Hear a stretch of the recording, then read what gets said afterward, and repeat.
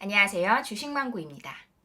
네이버 검색란에 시진핑이라고 검색을 하시면 아마 그 아래 칸쯤에 시진핑 비트코인이라는 검색어를 보실 수 있을 거예요.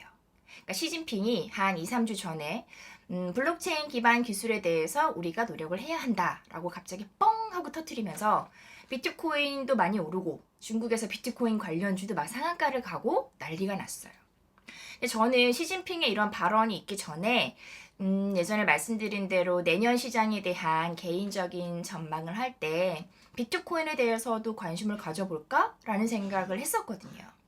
근데 마침 또 시진핑이 불을 확 지펴가지고 오늘은 그에 대한 부분을 좀 얘기 드리고자 합니다.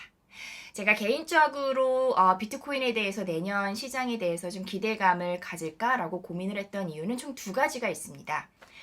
첫 번째는 제가 이제 동료들과 밥을 먹다가 너네 집은 얼마고 얼마고 막 이런 얘기를 하더라고요, 친구들이.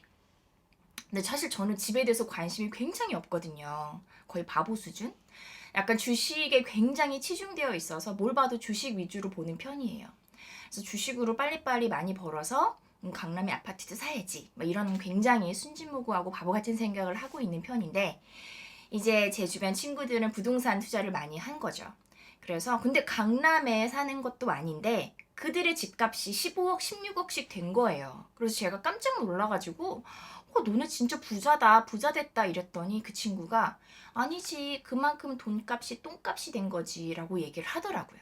그래서 저는 속으로 역시 너네 되게 부자다 막 이런 생각을 하고 사무실로 다시 돌아왔던 기억이 있는데 금리 인하가 너무나도 많이 진행이 됐잖아요. 막 지금 일본이나 유럽은 심지어 마이너스 금리예요. 막 미국도 최근에 금리 인하 몇 번 했죠. 우리나라도 금리 인하 몇 번 했죠. 그러니까 돈의 가치가 정말 똥값이 돼버린 거예요. 이런 와중에 이걸 반영하는 추세가 바로 금 가격의 랠리였잖아요. 그래서 올 초부터 금 가격이 많이 올랐어요. 지금은 이제 약간 리밋에 온 상황으로 보여져서 개인적으로 이렇게 화폐 가치가 점점 줄어드는 구간에 아직 불안전하지만 뭔가 제2의 화폐로서의 의미가 있는 가상화폐에 대해서 다시 한번 볼 시즌이 아닐까라고 개인적으로 이런 배경으로 좀 생각을 해봤고요. 그다음에 이제 두 번째는 비트코인이 내년에 2020년에 반감기가 도래합니다. 그리고 해시율이 최근에 굉장히 많이 올라갔어요. 갑자기 뚱딴지 같이 무슨 소리냐라고 생각을 하실 수 있을 것 같아요.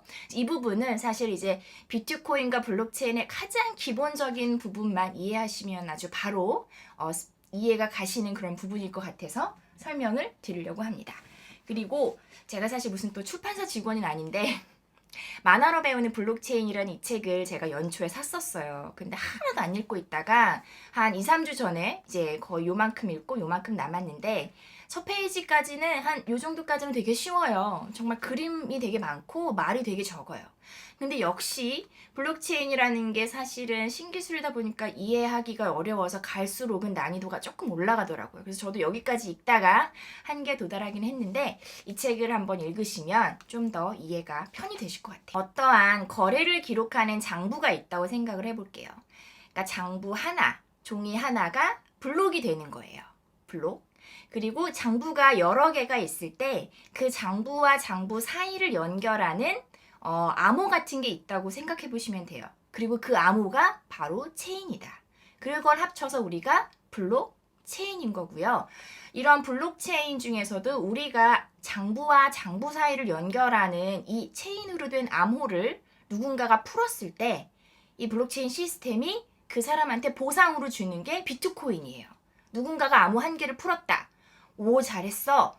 너는 블록체인 기반을 활성화시키는 데 도움을 줬으니 비트코인 12.5개를 주겠어 라고 일해서 비트코인을 12.5개를 받는 거예요. 나의 어떤 노동의 대가로. 요렇게 구조를 보시면 돼요. 그래서 우리가 비트코인을 얻는 방법은 가장 간편하게 두 가지로 분류를 해볼 수가 있는데 하나는 방금 얘기 드린 것처럼 장부와 장부 사이에 있는 암호를 푸는 거예요. 그러면 비트코인 12.5개를 받죠. 다른 하나는 이미 누군가가 받은 그런 비트코인을 거래소를 통해서 내가 다시 사는 거죠. 비트코인 거래소가 네이버에 검색만 하면 여러 개가 있잖아요. 그런 시스템을 통해서. 근데 중요한 게 아까 제가 그 두 번째 포인트가 반감기라고 했잖아요. 원래 비트코인 그 어떤 블록에 대한 체인을 우리가 하나 풀었을 때 시스템이 주는 보상이 비트코인 12.5개였는데 2020년 7월부터는 이게 6.25개로 반으로 뚝 떨어져요. 그러니까 받는 보상이 완전 절반으로 뚝 떨어지는 거죠. 그리고 또 해시율이 올라간다라는 얘기를 드렸어요. 해시율이라는 거는 비트코인을 채굴하는 능력이라고 보시면 되고요. 또 어떻게 더 쉽게 보자면 비트코인을 채굴하기 위해서 더 많은 노력과 자원을 쓴다라고 보시면 돼요. 그러니까 예를 들면 처음에는 비트코인 초창기에는 그냥 내가 가진 개인용 노트북으로 비트코인 암호를 채굴하는 프로그램을 깔아서 뚜둑뚜둑 하면 비트코인을 받았던 거예요. 근데 경쟁이 치열해지다 보니까 노트북의 성능도 더 좋아야 되고 예를 들면 그래픽 카드도 훨씬 더 좋은 그래픽 카드를 두면 더 잘 받을 수 있는 거고 전기료도 오랜 기간 동안 유지해야 되니까 더 많이 내는 거고 이런 식으로 시간과 자원과 노동이 더 많이 들어가게 되는 거죠. 그래서 결론적으로 풀었을 때 받는 보상이 반으로 뚝 떨어진 데다가 비트코인을 채굴하기 위한 노력도가 더 많이 올라간다고 하니 이런 측면에서는 비트코인의 가격이 좀 올라갈 가능성이 더 높은 것이 아닌가라고 개인적으로 생각을 해보았던 것입니다. 이런 상황에서 시진핑이 갑자기 이제 빵 하고 어떤 불씨를 확 타오르게 했던 거죠. 근데 시진핑이 그냥 이런 말을 했던 건 아니더라고요. 살펴보니까 시진핑도 이런 배경에는 두 가지 정도가 있었습니다. 제 개인적인 생각인데 일단 첫 번째는 중국에서 이제 지금 미국의 5G 제재로 인해서 5G와 관련된 산업이 굉장히 자신들이 생각했던 만큼 풀리진 않고 있어요. 화웨이의 5G 폰이 중국 내수에서는 많이 팔릴 수 있지만 사실 글로벌 시장에서는 좀 많은 어떤 장벽이 생겼잖아요. 그래서 삼성의 수혜가 돋보이는 거고. 이런 상황에서 그 어떤 다른 4차 산업도 중국의 입장에서는 놓치고 싶지 않을 것 같아요. 게다가 미국에서는 지금 페이스북이 리브라라고 하는 가상화폐를 만들겠다고 포부를 딱 내걸었는데 미국 의회에서 하지마 이런 거예요. 게다가 미국 의회에서는 오히려 페이스북에 대해서 반독점법에 대한 조사를 진행을 하고 있습니다.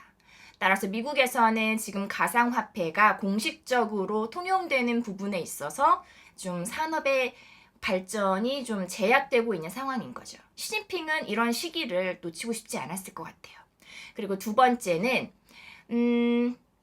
오랜 기간 동안 준비를 해왔더라고요. 2014년도부터 CBDC라고 하는 디지털 화폐를 만들기 위해서 중국에서 꾸준히 노력을 해왔었어요. 사실 중국의 가장 큰 목표가 또 위안화를 달러처럼 만들고자 달러를 이기자라는 게 사실은 목표인데 굉장히 어렵죠. 디지털 화폐라고 해서 이제 그런 부분을 뚫고 싶다라는 게 생각이었던 것 같아요. 근데 실질적으로 현재 수준에서 위안화가 국제 결제 기준에서 통용되는 비중이 2%밖에 안 된다고 합니다. 그래서 디지털 화폐를 만들어서 자국의 모바일 시장이 워낙 발전하고 있으니 모바일 결제 기능도 더 발전시키고 여러 나라와 교역할 때 디지털 화폐를 사용함으로써 위안화의 가치도 동반돼서 올리는 약간 그런 어떤 미래 청사진을 그린 게 아닌가라는 생각을 해요. 그래서 실질적으로 중국의 노력이 좀 돋보이는 거는 10월 27일 날 암호화법이 실질적으로 이제 통과가 되어서 내년도 1월 1일부터 시행이 되고요. 그리고 본격적으로 11월 11일부터 이 아까 말씀드렸던 CBDC라고 하는 중국의 중앙은행인 인민은행이 발행을 하는 이 가상화폐가 이 디지털 화폐가 통용되기 시작합니다. 바로 11월 11일부터. 그러니까 중국에서 광군제가 그쯤이잖아요. 그래서 모바일 결제가 폭증하는 시즌에 이런 디지털 화폐를 발표하면서 약간 좀 더 빠르게 시장에 안착하고자 하는 어떤 중국 정부의 노림수 그런 게 아닐까 하는 생각이 들었어요. 근데 중국의 이런 CBDC라고 하는 디지털 화폐는 제가 저 책을 통해서 보았던 블록체인 기반의 비트코인 같은 가상화폐와는 완전히 달랐어요.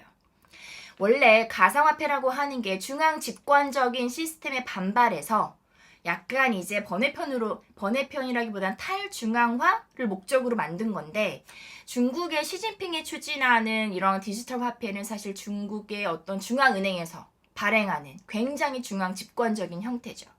그래서 4차 산업혁명을 놓고 봤을 때 중국은 굉장히 역시 4차 산업혁명도 공산주의적인 스타일로 진행한다라는 생각이 어김없이 들었어요. 그러니까 예를 들자면 안면인식 이런 것도 최근에 홍콩 시위에서 막 가면 쓰는 이유처럼 약간 좀 사회 체제를 유지하기 위한 수단으로 쓰고, 뭐 다른 여러 가지 뭐 모바일 결제도 중국은 왜 거지도 뭐 구걸할 때 QR코드로 한다라고 하는데, 사실 그런 부분도 어떤 화폐의 어떤 흐름을 굉장히 정부가 면밀하게 감시하기 위한 목적도 있을 것 같고, 5G도 정부의 관리, 이번에 가상화폐도 정부의 관리. 근데 어쨌든 뭐 이런 부분이 일반적인 어떤 가상화폐와는 좀 다른 의미긴 하지만, 미국에서도 리브라에 대한 시도가 제재되긴 했지만, 또 중국에서는 직접적으로 이렇게 중앙정부가 나서서 진행을 하고 있고, 가상화폐와 관련된 흐름도 이러한 여건이 좀 나아진다면 내년도에는 반등에 대한 기회가 또 될 수 있지 않을까라는 생각이 들었어요. 그래서 저도 다음번에는 직접 가상화폐에 대해서 좀 더 알아보고 매매까지 한번 진행해보는 그런 부분을 한번 또 보여드릴까라는 생각도 하고 있습니다.